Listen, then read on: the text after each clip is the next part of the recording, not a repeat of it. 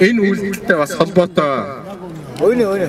Та бүхэн хэрвээ санаж байгаа бол Улсын их хурлын гишүүн Халдмаагийн Баттулга авилгатай тэмцэх газар 5 толгой ухаан удаг нэртэйгээр Монголын 20-оодхон гэр бүл эзэмшиж байгаа тухай, энэ дээр баяжж байгаа тухай, ард түмнөө мүлжиж байгаа тухай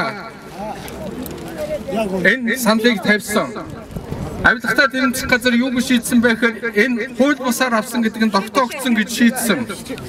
Энэ авилгын сүлжээнд Монгол ардын нам, арчилсан намын дээд удирдлагууд бүгд орсон байгаа. Тийм ч учраас нийслэлийн прокурор энийг цааш нь хэргийг явуулахгүй зогсоосон байна.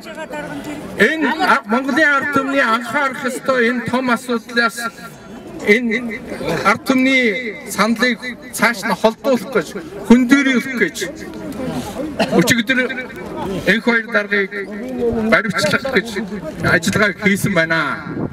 Энэ улс төрийн утгын цаанаа ийм байгаа юм шүү. Өвний хэрэг дээр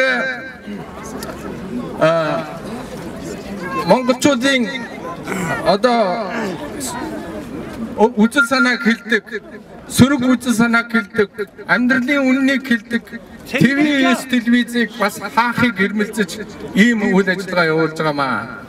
Бид ийм телевизийг хаадахгүй.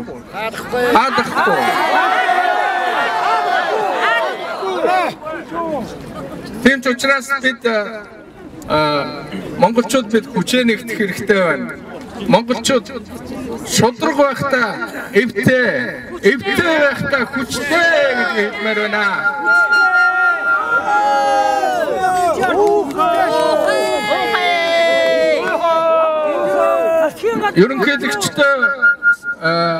Ерөнхийлөгчдөө өмгөөлөх шуулч нь уулзаад ирсэн байна. Би сая уулзлаа.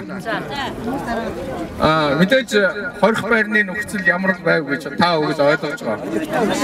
Гэхдээ өглөөгөр гэрийн хаалгын лантуудаж эвдэж ороод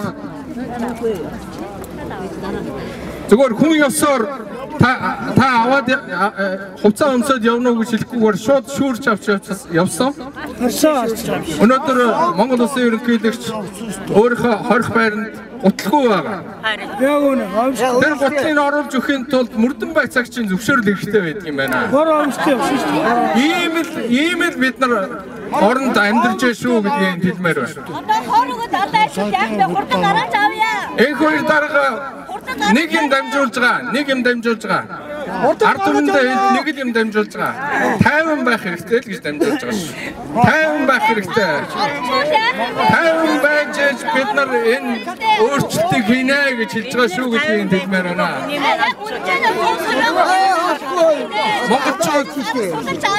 Монголчуудад хувьсгал хэрэгтэй. 50 байж. Хувьсгалын сонгуулийн хувьсгал байвал уулын зүгээр байна. Сонгуулаар бид нар бүгдийг өөрчлөе гэж уриалж байна.